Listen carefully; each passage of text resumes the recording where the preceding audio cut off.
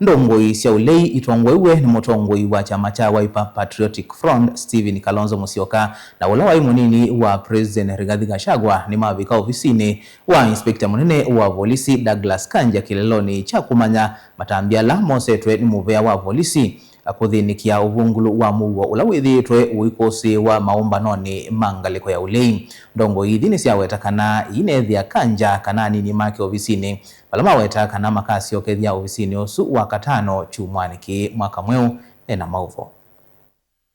Atongoi yaku mangaliko ya ulei matongoi nula wa munini wa President Rigathi Gachagua mutongoi wa chama cha Wiper Patriotic Front Stephen Kalonzo Musyoka ni matambuka ofisini wa Inspector munene wa polisi Douglas Kanja kumanya matambia alamu vya wa polisi wasete maofisa alame konisi ndini wa kiko cha kuvithukiwa kwa atongoi ama ulei kavindane kala matambukite kanisani wa ACK Witima ulawe othaya kauntini ya Nyeri. IG undertook that by today the 16th, when we return here, he'll have a full report on action taken and remedial measures put in place to address these serious concerns that the entire leadership of the opposition had raised. Naandiki mamovo atongo yani mona ni othatuo etina wakwe makwithia Kanja kana nini make ofisini vala matelemia kusiokethia ofisini usumatianite na enendi matiko miongweli mwaini uwa keli. Tunarudi hapa Friday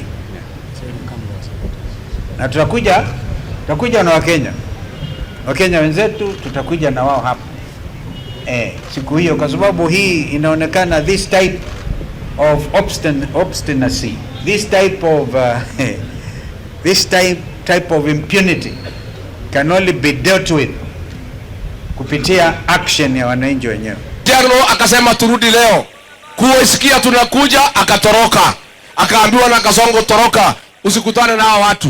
Sisi tumemwambia Inspector General Police siku ya Ijumaa tutarudi hapo Jogoo House tukiandamana na wananchi 1,100 ndio ujibu hiyo maswali.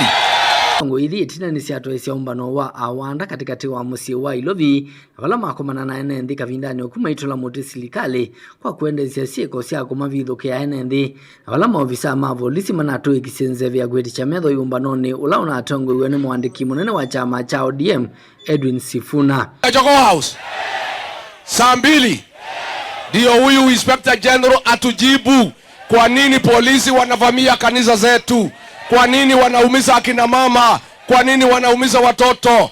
Huyu Kasongo ile tabia ya kuua mama na watoto kanisani hajawacha, na sisi tunataka tuseme tutamobilize wa Kenya mpaka huyu Kipchumba Murkomen atoke kazini aende nyumbani.